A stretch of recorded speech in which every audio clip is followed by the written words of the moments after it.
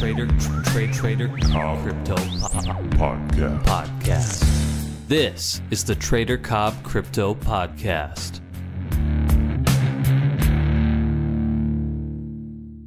Hey everybody, welcome to the Trader Cobb Crypto Show. Today I got another amazing guest with me. This guest has probably done more air miles than all my other guests combined, so it's going to be a really interesting chat. It's Ola Lind of, as you can see, Content Ad Network, or CAN. Thanks for being on the show, mate. Thank you. Do you want to tell us a little bit about the project and yourself and how you got here, really? Sure. Content Ad Network CAN is something we started last year in China. Yep. And Chinese market is a little bit different than international markets. You have a lot of users, community when you launch a project. Unfortunately, the Chinese government doesn't approve on many other things, especially last year. But this year, actually, they are opening up a little bit in the gray area of, like all the banks in China, they are actually developing in blockchain because they don't want to be left behind. You're right. But ICOs and crypto in general is still under ban. So here's the thing, right? There is this grey area of understanding within the crypto community and the blockchain space about China. It's feared, it's revered, there's a lot of enthusiasm for it, there's a lot of FUD that comes, but there's a lot of uncertainty in the space. So you've got a business here that is operating out of China. Yeah. You've done an ICO. Can you tell us about that process and what happened with that? Sure. Last year in June, we actually did an ICO in China, in Beijing, and roadshow. We launched, and a few months later, the Chinese government or the central bank on a Sunday night issued a statement that ceasing immediately all ICO are banned and cryptocurrency, and you have to pay back all the investors. Wow. Yeah, so it was a little bit shock Monday morning. That would have been a busy day, I'd imagine. Yeah, it is. And there was a lot of uncertainty the first week, the second week, because nobody knew how to handle it in the whole community. Yep. And then it was clear directive that you have to pay them back, and it has to be, the thing that was unclear was at what point, at what time they purchase, at what price are you supposed to pay them back at. Wow. That was a little bit thing. So we have to pay back, I think it was 2 million more than actually the invested was at the time when we took in the investment. So it was a tough time. Yeah, I can imagine. And then we had to recalculate, and we actually moved out of China and to Hong Kong. That was still crypto friendly at that point. And we successfully launched again. And we, at that time period before that, we repaid all the investors. So we have a very good trust in the community, in the crypto world in China. Yeah. So speaking of that community, China was, 70-odd% of the transaction volume for Bitcoin and crypto as of, I think, January, February last year, even leading up to June before the ban. Obviously that has now shifted for obvious reasons, but there's still a lot of activity there, there's still a lot of enthusiasm.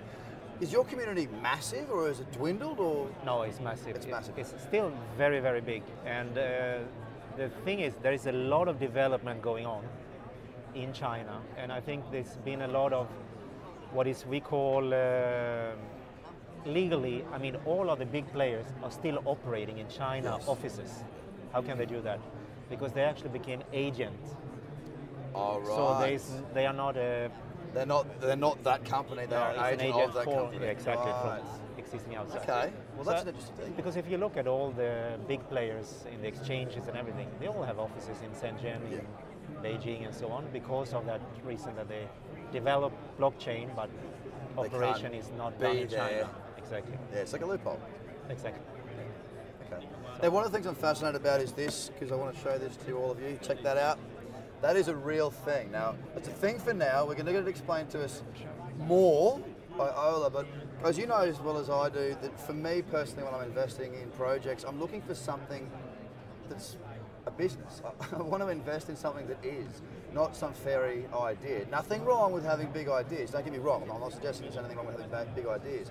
From an investment point of view, I want to see a business that can basically operate at a good margin and understand their model. Now this, Ola, please, I'm fascinated, I love it, and I want you to tell them what this is all about. Sure. Everybody has a Wi-Fi device in their home today, or gonna get one, and they get it from their teleoperators or ISP, whatever it is. What we have created is a blockchain on the Wi-Fi. that we call CAN, Content Add Network. But it does two things. One is that you just utilize it for normal Wi-Fi in your house. Yep.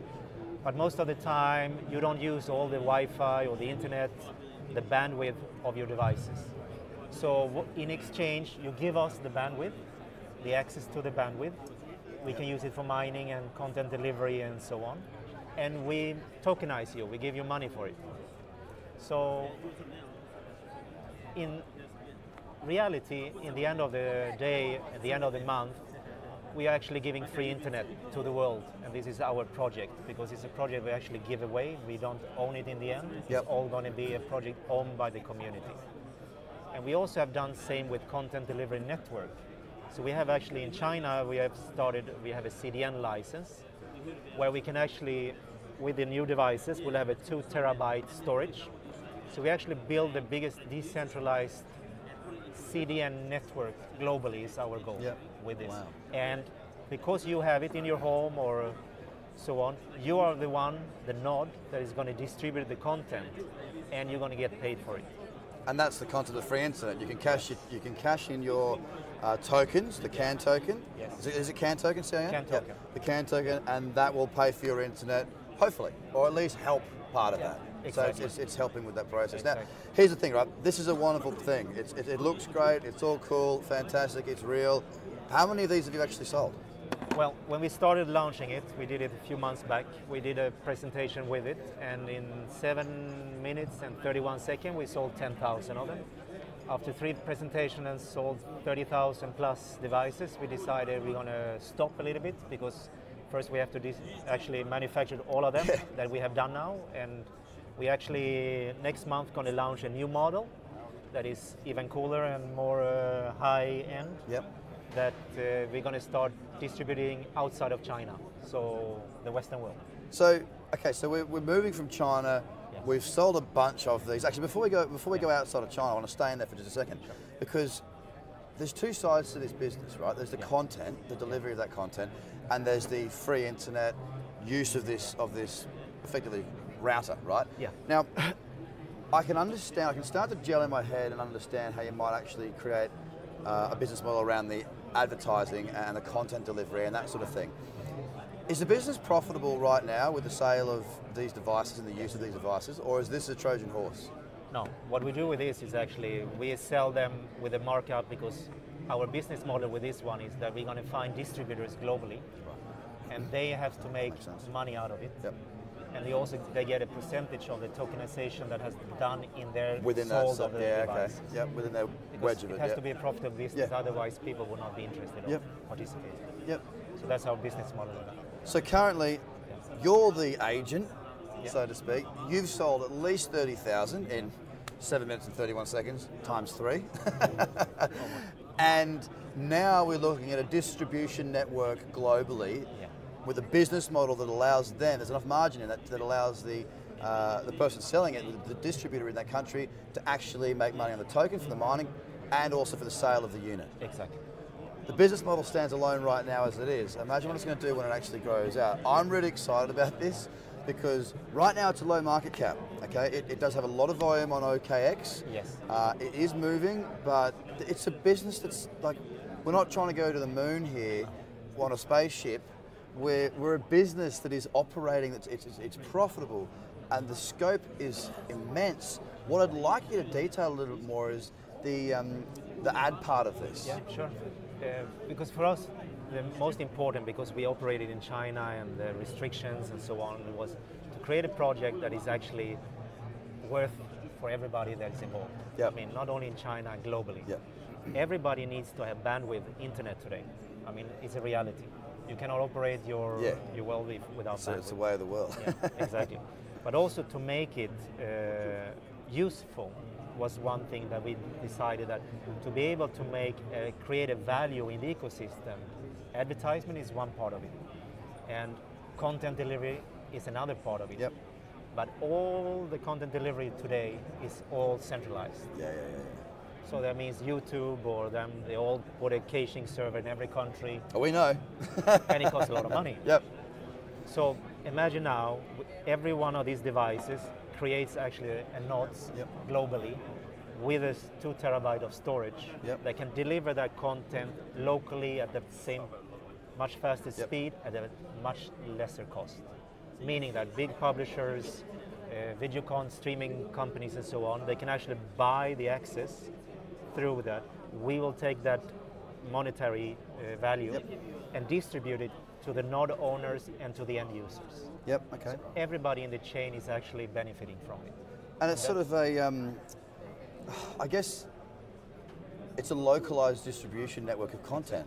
Exactly. So it doesn't have to be stored in one massive server No. that can be hacked, that can be shut down, that can be wrecked, and can be slow. I mean, you press play and you're like, I mean, obviously internet's a part of that. You've got to wait, if you've got slow internet, you know, you've got to wait for the little bar before the video plays. But if it's localized, we should be able to speed that up, right? Exactly. It's going to be instant and directly. Because we have this big problem because we operate Wi-Fi in different countries. One of them in Bangladesh, where we have in all the railway stations internet and Wi-Fi. And the problem is, for example, all the content is coming from India. So it goes through 12 nodes before it comes to Bangladesh. Right. So there is a delay and so on. And with this, we eliminate all these. So where's your biggest market then? I mean, this is. It sounds to me like this is in the Western world, the way that we live and what we're used to. Sure, we always want things faster, and this can maybe deliver a bit faster for us. Yeah. And I'm not even talking about the capacity of free internet because of the way we can mine and all the other benefits that this brings. Talking purely about speed. Is developing nations the biggest benefit and therefore your biggest market here? Because it's cheap, accessible. It's actually and at home? two ways. One way is that you can have a higher end model that we're going to create with the storage capacity. You have everything in one Yep. piece. And for people in the Western world, Europe, US and so on, they like to have things simple. Yeah, right. But if you come from the developing world, where I lived in Africa and now in Asia and so on, and Latin America, is that $100 is a lot of money. Yes. And internet still in these regions are very expensive, especially in Africa. I mean, I lived in Rwanda. When I came there in 2006, we paid $1,000 for 1 megabit of internet because it was all satellite back then. But Wow. so by creating a device that is less costly, but they can still benefit greatly for it, is how we see that we can benefit to the world is with free internet. Is an individual going to buy that though, or is it going to be a massive conglomerate that goes in there and says, we see a benefit in all these people having internet because it's going to open up commerce, jobs, support, whatever it may be? Is it more like a big player coming in and going, we want to drop 1 million of these in the country? It's actually twofolded in this way. One is that communities or private people, because they see it as a business, Yep. or they see it as a way just, I want it in my house because I want to have free internet, or Yep. I like to speculate or Yep. so on with the token. The other one is actually ISPs, businesses, maybe cities or other organizations, because it's a way for them actually to pay for their projects. Okay, yeah. It's not just dumping a lot of money into a city, because most of the project in developing nation is that it looks grandiose when you start it. Yeah. They put a lot of effort into it, but they don't Follow upkeep through, it. yeah. Exactly. So they die out. Like a few years back, everybody in Europe, everybody everywhere said, we're going to give free internet to everybody, right? Yeah. Free Wi-Fi. How many of these projects is... Well, that's right, and they're very average. You see it all over the place. Like even here in Australia, those Telstra booths, they don't work. No. They're a waste of time. Half the bloody Wi-Fi around the place doesn't work anyway. It's a Exactly. frustrating waste of my time. I'm over it. 4G streaming is much better than that for me. Yeah. This, I mean, from my point of view, right, we've covered the fact that A, it's a profitable business, okay, at this level, not to mention the rest of what's coming. B, we can operate within China, Yeah. more or less. We can operate in China, and that's why, for example, with a Nasdaq listed company, Yes. iClicks, we signed an agreement where we can deliver content in China, but under a different business model. Yeah, okay. So that was what I wanted to get to now is, you know, we've ticked off a bunch of the things I'm looking for in terms of an investment point of view, and a lot of the watchers and listeners, for viewers and listeners, are very much investment people, the professionals a lot of the time, and you know, this is the sort of stuff that I'm excited about, right? Yeah. Who are you talking to at the moment? What's the plans for the future, and what are your hurdles that you see at the minute that you've got to overcome? Sure. Start with China, because since we are actually Yes, big there. I was going to say, since we are in China, Yeah. we're not in China. Yeah. We are starting this development. We are in talks with the biggest video streams Yep. guys in China today. We have met with them a couple of months. Next week we're actually signing an agreement with one of them. Yep, okay. It's going to make it exciting for us. We have another stakeholder in China that is then going to invest in a big scale in the devices. Because for them, they see this as a different business. Since we have a CDN license Yep. in China, very few people has that actually. And that means that we can deliver Content delivery network. Yeah. Exactly. So we are like Alibaba or Yeah. Tencent in this sense, right?